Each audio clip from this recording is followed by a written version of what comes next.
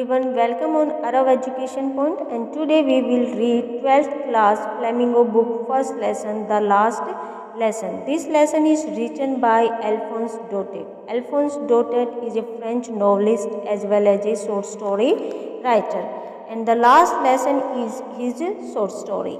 Before going on, we have to know about the background of the story. This story revolves around 1870 when there was war between Persia and France, in which France was defeated by Persia. This way, France's two districts, Alsace and Lorraine, were now under the control of Persia. And इसके साथ ही Berlin से एक order आता है कि इन दोनों ही district में French language की जगह जर्मन लैंग्वेज को टीच किया जाएगा और यहीं से हमारे लेसन की स्टोरी शुरू होती है. Here author wants to clear the effect of war in the life of common people. And before going on the story we should know about the word power of the lesson. First one is drilling. Drilling mean exercising. Exercising means अभ्यास करते हुए. Next one is tempting. Tempting mean attracting, आकर्षित करना. Next है bulletin board, a notice board for latest news and communication. Next है अ great bustle. Great bustle mean a lot of noise created by many peoples, यानी शोर शराबा. Next one is in unison. In unison mean at the same time, means उसी समय. Next है blushed. Blushed mean face turn red in colour due to shame, कि शर्म के मारे चेहरा लाल हो जाना. नेक्स्ट है सोलम. सोलम मीन सीरियस, मीन्स गंभीर. नेक्स्ट है primer. Primer means basic reader of any language, means हम देसी भाषा में जिसे कायदा कहते हैं. नेक्स्ट है grave. Grave mean serious. Next one is Saar. Saar a river which passes through France. Next है न्यूसेंस. न्यूसेंस मीन प्रॉब्लम या फिर बर्डन है यहाँ पर, मीन्स कोई समस्या. Next is could not give up, means can not leave, जिसे छोड़ा ना जा सके. नेक्स्ट है Sunday clothes. Sunday clothes mean the best dress that a person has, mean सबसे सुंदर ड्रेस जो एक इंसान के पास होती है. Let's proceed further. ये कहानी फ्रेंच नाम के लड़के से शुरू होती है. फ्रेंच आज स्कूल जाने से डरता है क्योंकि उसके टीचर एम हेमल ने पार्टिसिपल पर टेस्ट लेना होता है और पार्टिसिपल के बारे में फ्रेंच को कुछ नहीं आता है. और जब वो स्कूल के रास्ते में होता है तो वो सोचता है कि बाहर जो है काफ़ी अच्छा इन्वायरमेंट है, क्योंकि बर्ड्स जो है चिरपिंग कर रही हैं, पर से सोल्जर ड्रिलिंग कर रहे हैं. और एक बार उसके दिमाग में आता है कि क्यों ना मैं आज स्कूल से बंक कर लेता हूँ और स्कूल से दूर रहने का डिसीजन लेता है. परंतु बाहर बहुत ज़्यादा गर्मी होती है, इसलिए वो स्कूल जाने का मन बना लेता है और जो स्कूल के लिए जल्दी जल्दी आगे बढ़ रहा होता है. तभी रास्ते में टाउन हॉल के सामने जो बुलेटिन बोर्ड होता है वहाँ पर उसे काफ़ी क्राउड नज़र आती है और वो एक पल के लिए सोचता है कि पता नहीं what can be the matter now, कि क्या मैटर होगा, और वो आगे निकल जाता है. तभी उसे एक ब्लैकस्मिथ जो जिसका नाम वाचर है वो उसे रोकता है कि अभी तुम्हें जल्दी करने की ज़रूरत नहीं है, क्योंकि स्कूल जाने के लिए तुम्हारे पास काफ़ी टाइम है. और अब जो है फ्रेंच सोचता है कि वो उसका फन कर रहे हैं, यानी मजाक उड़ा रहे हैं, और वो उसकी तरफ अटेंशन पे नहीं करता और आगे बढ़ जाता है. जैसे ही वो स्कूल में जाता है, स्कूल का इन्वायरमेंट उसे काफ़ी अलग नज़र आता है. जनरली वहाँ पर ग्रेट हसल एंड बसल होती है, बट आज यहाँ पर संडे की तरह बिल्कुल क्वाइटनेस है. और क्योंकि जनरली स्कूल ओपन होता है तो वहाँ पर अलग अलग साउंड्स होती हैं, डेस्क की, लेसन की, और जो है बच्चों के बोलने की आवाज़ें आती रहती हैं. परंतु आज ऐसा कुछ भी नहीं है, सब कुछ क्या है, क्वाइट है. और वो अपने क्लासरूम की तरफ आगे बढ़ता है. क्लासरूम की तरफ आगे बढ़ते बढ़ते उसके मन में एक डर होता है कि पता नहीं आज टीचर मुझे क्या कहेंगे. और जैसे ही वो क्लासरूम में आता है तो उसके टीचर एम हेमल उसको डांटते नहीं हैं, बल्कि उसे कहते हैं, अरे French, go to your place quickly, little French, we were beginning without you, जल्दी से अपनी सीट पर चलें क्योंकि हम तुम्हारे बिना लेसन शुरू करने वाले थे. अब जो है फ्रेंच अपनी सीट पर आ जाता है और जो उसके मन में विचार या डर चल रहा होता है उसको वो ओवरकम करता है और थोड़ा कंफर्टेबल फील करता है।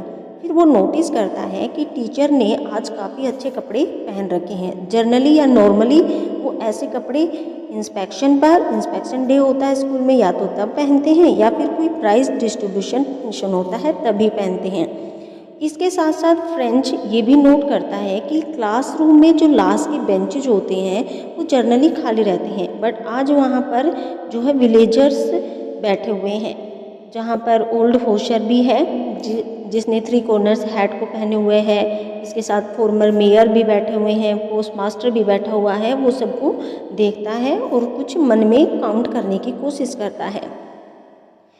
अब जो है जैसे ही वो इसके बारे में सोच रहा होता है तभी जो है एम हेमल क्या कहते हैं आज तुम्हारा इस क्लास में ये लास्ट लेसन है। और एम हेमल के यही शब्द जो हैं उसके ऊपर थंडर क्लैप की तरह अटैक करते हैं, क्योंकि उसके दिमाग में उसने अब ऐसा कभी सोचा नहीं था। अब उसे समझ में आता है वो पीछे की सारी बातें जो अब तक स्कूल के रास्ते से अब तक उसने देखी हैं, जो उसे अजीब लग रही थी, उनको क्या करता है कलेक्ट करता है और उनको जोड़ने की कोशिश करता है और सोचता है कि बुलेटिन बोर्ड पर जो क्राउड थी वो इसी को देखने के लिए वहाँ पर लगी हुई थी। और स्कूल का इन्वायरमेंट शांत था क्योंकि चारों तरफ उदासी फैली हुई थी और बैक बेंचर जो खाली रहते थे, अब आज वहाँ पर विलेजर्स हैं, वो शायद यहाँ पर एम हेमल को उसकी 40 इयर्स की सर्विस को रिस्पेक्ट या थैंक्स कहने के लिए यहाँ पर आए हुए हैं। और क्योंकि एम हेमल का भी आज इस स्कूल में लास्ट डे है, इसलिए उन्होंने इस स्कूल को या इस गांव को रिस्पेक्ट शो करने के लिए अच्छे कपड़े पहने। फ्रेंच इन विचारों में खोया हुआ होता है तभी उसका लेसन रिसाइटिंग की टर्न आती है और फ्रेंच अपने बेंच पर खड़ा हो जाता है लेकिन कुछ बोल नहीं पाता है।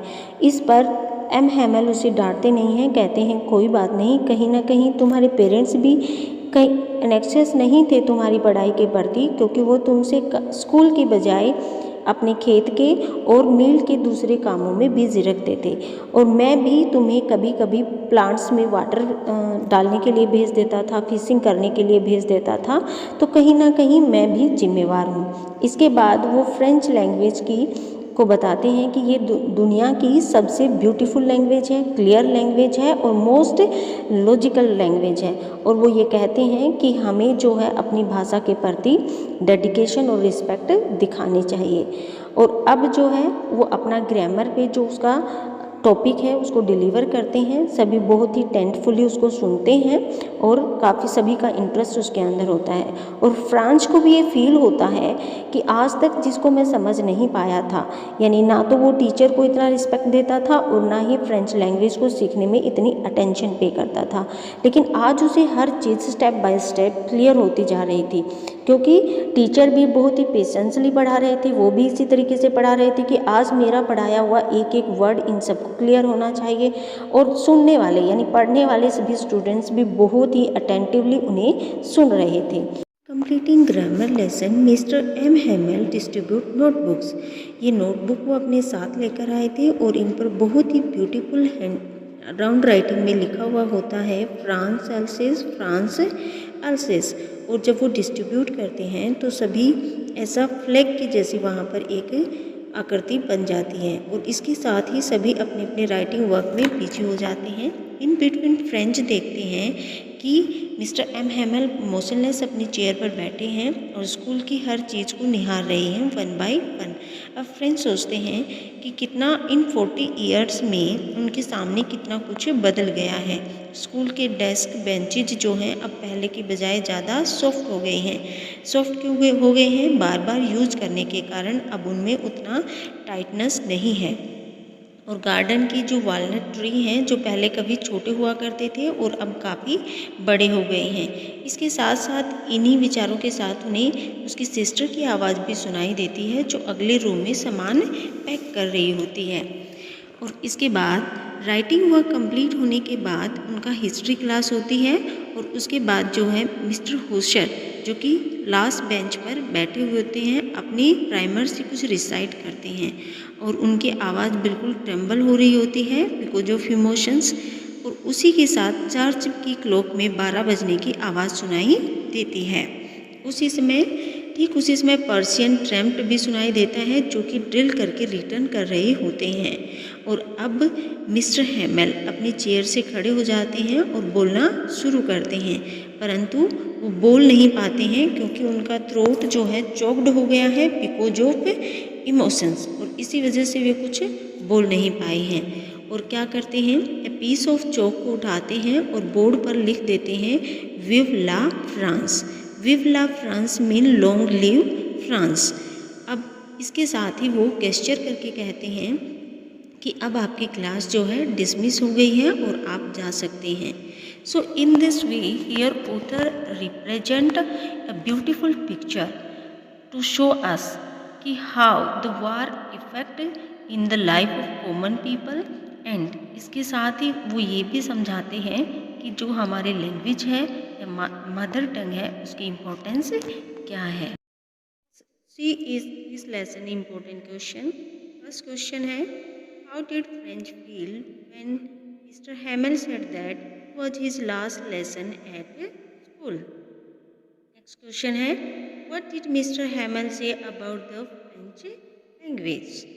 नेक्स्ट है, what had been put up on the bulletin board. Next one is, what was the mood in the classroom when Mr. Hamel gave his last French lesson?